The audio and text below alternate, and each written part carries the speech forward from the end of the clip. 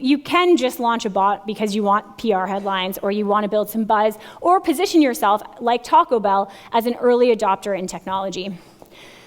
You can build a bot if you have a rich data set. So don't forget that for every interaction that the bot has with you, someone has to write that interaction, but there also has to be data on the back end.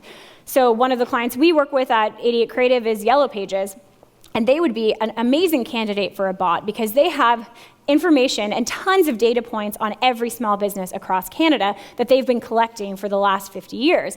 So being able to actually take that data and program it into the back of a bot is really awesome. So if you have multiple products in your product catalog or a ton of content, a content library, bots would be great for you. And finally, if you want to easily guide people through your product or service, so think about product tutorials or customer onboarding, a bot can be a really great way to do that.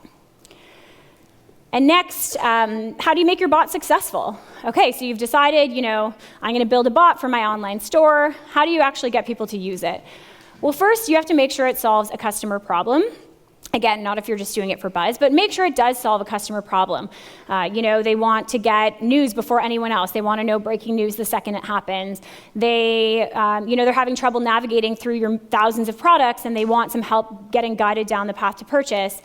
And if it's not solving a customer problem, if it's just like TIFBot, and it's solving, sure, a little bit of a problem, but it's really just a fun thing, make it shareable and engaging and fun. TIFBot had funny GIFs, he had a personality, he made jokes. That's a great example of that. Make it intuitive. I can't stress this enough. There's nothing worse than interfacing, and the biggest criticism by the media and by people in the industry about chatbots is that they don't always understand what you're saying, and they can be a really frustrating experience to use.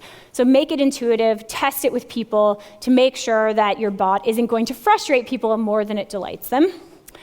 Make sure it has a personality. TIFBot had one. You could see that American Eagles did. It really talked in millennial speak to tie in with its audience. So make sure the personality of the chatbot matches the personality of your brand. Choose the right medium. Should you be building it on Facebook Messenger? Should you be building it on Kik? Should you be building it on SMS because you have a bit of an older audience? Figure out who the demographic is that's using that specific messaging tool, and then choose the one that matches with your own target customers. And finally, test multiple inputs so it's not frustrating, because nobody wants to end up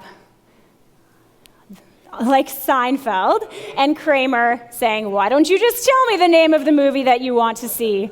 It's never a seamless experience for anyone. If you're too young to get that reference, I hate you.